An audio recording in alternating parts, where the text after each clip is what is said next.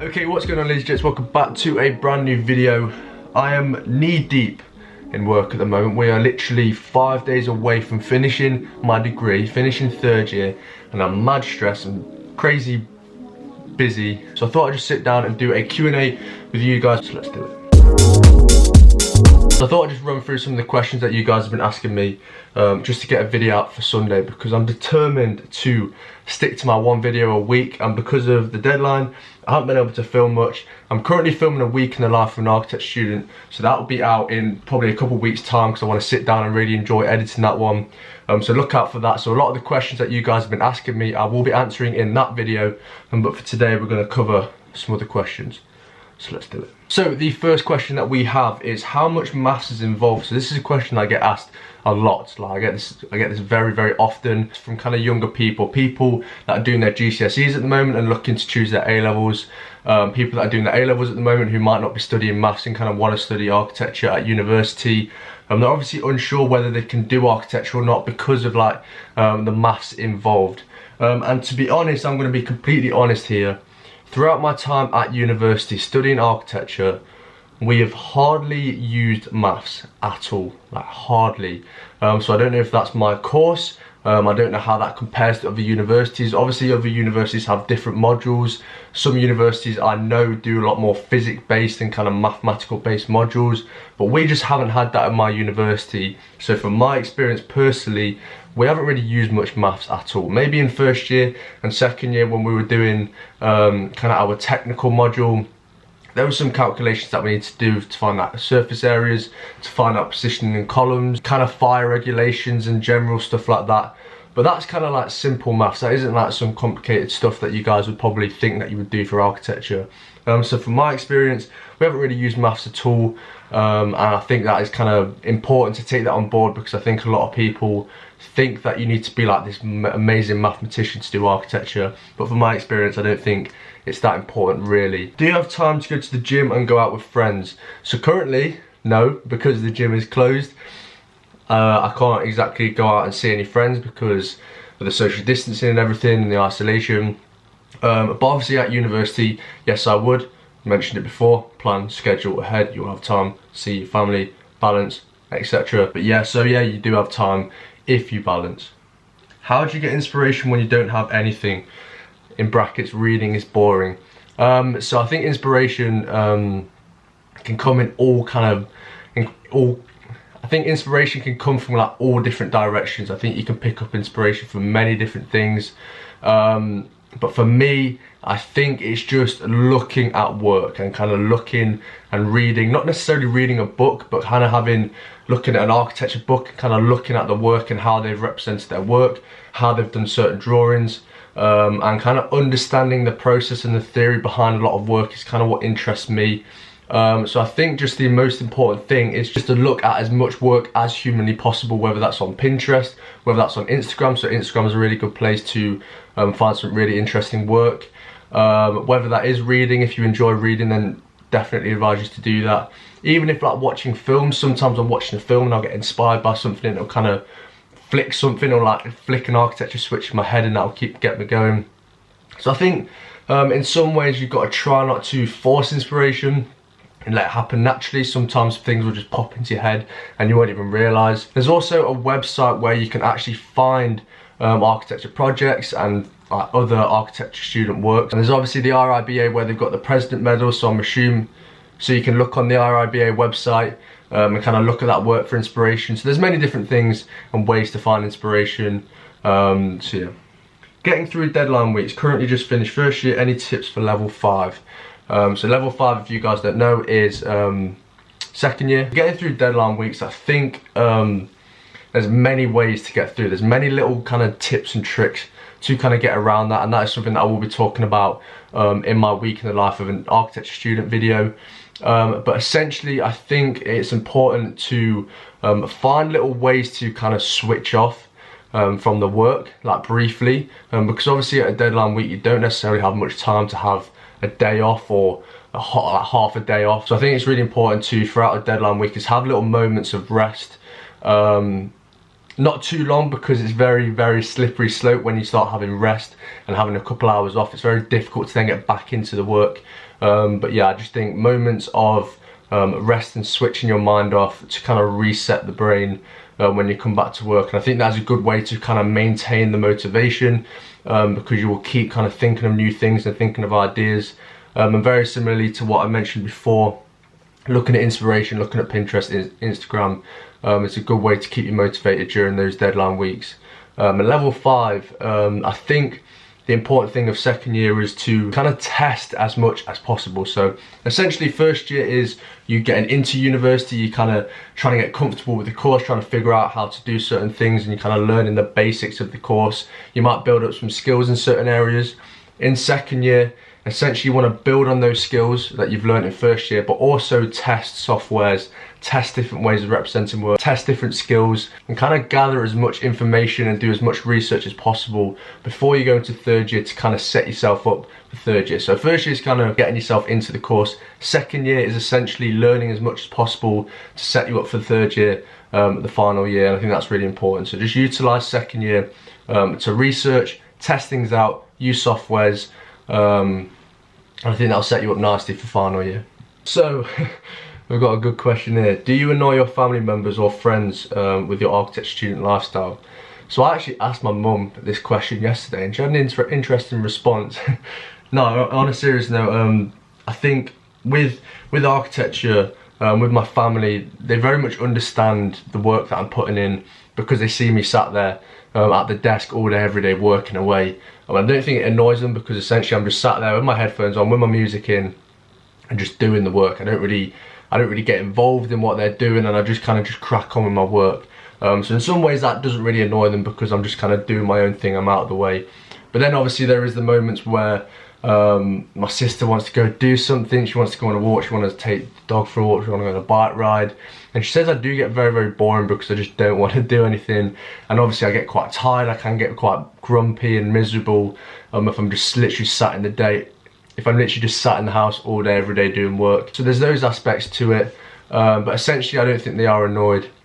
And then in terms of my friends, they're all kind of busy with university at the moment, so we're all in a kind of similar boat. So I think everything works out fine, to be honest. So yeah, to be honest, it's pretty fun. I just kind of get my head down, keep my head down, work away, and I think that's really important, just to plough through, tick it off, tick university off, tick your degree off, and then continue with your life. How you came to figure out your style? Good question, and this is also something I mentioned in my week in the life and architecture. I just keep plugging that video, so it best be good.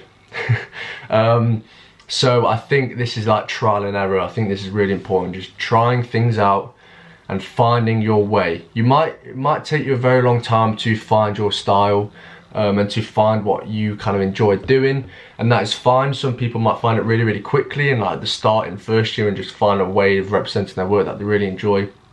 But I think through first, second and third year, you really test lots of different styles, lots of different ways of representing the work, and you really start finding a way of kind of showing your personality through the work, in like graphically and your style. And then in third year, a lot of it is about kind of refining that style and showing you as a person through your work, and kind of turning yourself into a brand, to kind of set yourself up for going into a practice. So I think third year is kind of tailored towards finding your style, so that's probably why I found it much quicker this year. But I think it's just trial and error. I think you just got to really try out things. Very similarly to what I said about the second year, about doing your research, testing things out, trying different softwares. I think in that process you will gradually find your own style. So yeah, I think it's just literally just trial and error, and I think that's really important. Calming down from a stressy day. I'm assuming it's like, how do you calm down from a stressy day, or they want me to show me how to calm down from a stressy day. So calming down from a stressy day, I think is very difficult, and I think that's what most people would struggle with, and I'd be surprised if people do it pretty well. But for me, what I really enjoyed doing after calming down, what I really enjoyed doing after a really stressful day, is literally getting into my really comfy clothes, my lounging clothes, if that's joggers, a hoodie, get the hood up, get a hat on or something, just get really comfortable, sit on the sofa, get a blanket on me, have a cup of tea or some squash or a drink of water, put a film on that I really enjoy, and if I fall asleep, I fall asleep. If I'm not off, that's fine. And I think that's just a really nice way for me just to finish a really stressful day.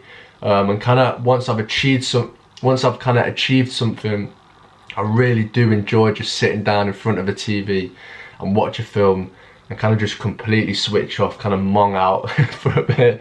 And I really do enjoy that, and I think that's my way of switching off. I think maybe going to the gym, doing some exercise is a really good way as well. But yeah, essentially also going on a walk in the evening is nice as well to kind of clear your head, have some time to yourself, especially if you're looking at a screen all day and then you've been stressing out about doing the work and you've had a massive to-do list for the day and you've kind of ticked most things off. I think it's really nice to just go out, put a hoodie on, just wandering out for a walk in the evening, and just kind of have some time to yourself really, and just kind of switching off. I think there's a balance between going from working all day and then going to bed, because usually that doesn't really happen very well for me, because I'll get into bed and my brain is still going at like 100 knots and I just can't sleep, which is pretty much what's happening for the past few weeks now.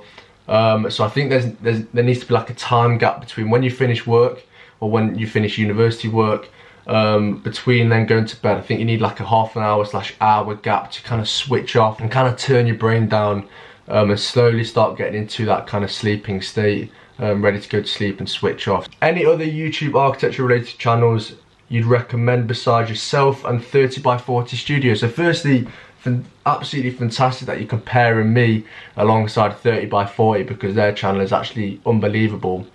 But to be honest, you might be surprised by this. I personally don't watch any other architecture videos on YouTube.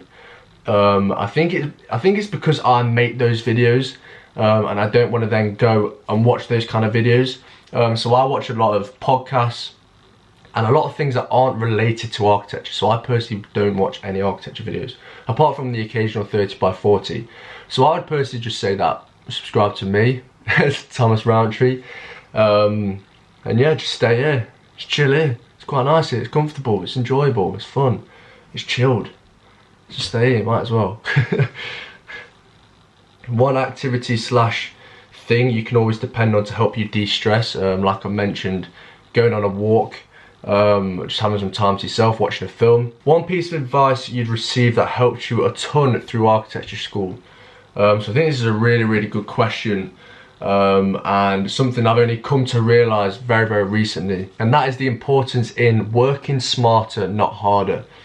So throughout first and second year, I absolutely grafted. Like, I put in so much effort, with the kind of goal of getting a first, doing as best as possible. I thought to myself, if I put in as much hard work as possible, I will get the grade. And yes, that worked. Yes, that really did work, and that is the mindset you should have. You should work really hard to get something. However, in the process, I developed insomnia. I had very stressful time. It was just not ideal. I was stressed, I was sleepless, I was grumpy, I didn't want to do anything, and I just don't think that is a healthy way to live your life. So though working hard is something I personally take a lot of pride in, like I will always be the hardest worker in the room, and I kind of live by that.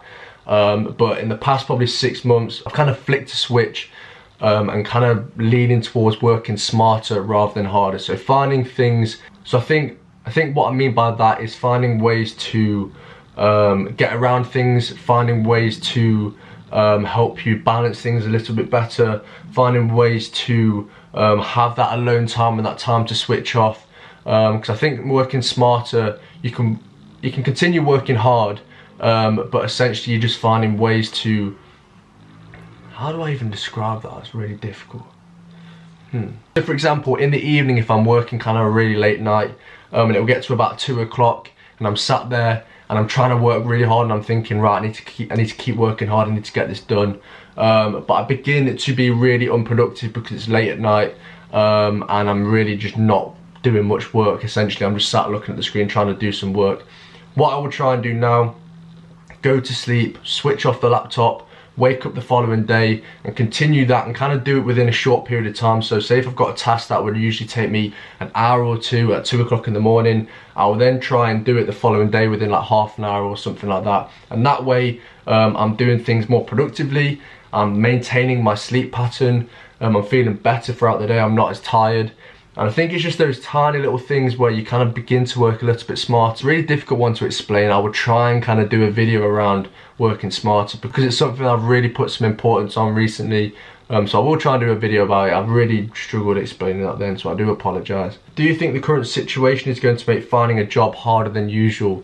So obviously, let's talk about the lockdown, quarantine, coronavirus. Obviously, it's a very talked about subject at the moment, and there's a lot of uncertainty because no one really has an answer for it, and I obviously don't have an answer for it. But just by discussing with other people about the situation, I think it could go two ways. Like it could either, well, I don't think we're going to go into like a recession really with architecture, and essentially I think when we come out of lockdown, I think there might be an increase in a demand for architects to kind of get going again. So maybe when we come out of this, there might be a huge demand for architects, and therefore companies will begin employing a lot of people. So it can either go that way, where the industry kind of booms a little bit and a lot of people kind of want you to be employed, or there's obviously the route where companies aren't going to have much money. They won't want to employ people that they kind of don't really know or trust, and they don't really need them at the moment, especially if they're kind of laying other people off. So to be honest, I don't really know what's going to happen. It's really difficult to understand kind of what's going on. And obviously with me being a third year student who's literally finishing my degree next week, and I would normally begin applying for jobs and everything now, obviously it's all up in the air. I'm still going to continue applying for jobs and kind of keeping in contact with people and trying to make some connections, because I think that is really important to continue talking to people and making those connections, because you might even land a job and get that kind of set up for when we come out of the lockdown, which might be in a good few months' time. So you could set up jobs now, and I think that's what I'm going to try and do when I finish university. But essentially no one really knows what's going to happen, and you can't really predict anything, so you can't really speculate what's going to happen because no one knows, and no one knows. But I think it could go two ways. I think it's really important right now to really apply yourself in terms of branding yourself, getting yourself out there, connecting with people, making an account on LinkedIn, really build up those connections. I think you need to do that now to give yourself the best opportunity as possible. And the final question we have is, were you sure you wanted to study architecture when you go to uni, or when I went to uni? So I think there's always an element of doubt in anything you do. Going into university is a kind of big decision. Like obviously people make out that university is huge, and it is this big decision that you are going to university. You're committing yourself to this 3-year course, you're committing yourself to all this debt, everything. I think there's always some kind of element of doubt that comes along with all of those components. But essentially from a young age I had this thought I had this thought and this idea that I wanted to become an architect, and so I just went balls deep. I just kind of dove into it. I just dove into it. That doesn't sound right still. I kind of just went for it, and I think I just committed myself from the off. And though I did have doubts and I didn't know if I was able to do it or not, I kind of just went full throttle. And I'm very much a person that if I'm going to do something, I'm going to do it to my 100%. I'm going to do it properly. I'm going to give it my all. I'm going to work my absolute balls off for it. That was something I did when I started studying architecture, and I just kind of dove into it. But then at the other end of the spectrum, I do understand that people obviously do have a lot of doubt and they're not sure whether they want to be an architect or not. But I think you just got to try things out. And I think it's really important to put yourself out there and just to test things, because you're not going to find what you truly enjoy and truly love and find true happiness if you don't test things out. And I think that's really important. And that's going to be a wrap on today's video, ladies and gents. I hope you enjoyed it. I know I've rambled on and gone off on a few tangents, which is usual for me. Yeah. Stick around, I've got the week in the life of an architect student video coming out very, very soon, and I've also got a final year deadline day video coming out, which is also going to be fantastic. So if you enjoyed this video, please smash the thumbs up button, that'd be much, much appreciated. If you haven't hit the subscribe button, please hit that subscribe button, it'd be fantastic. And yeah, thank you as always for watching the video, guys. I'll catch you next time. Peace.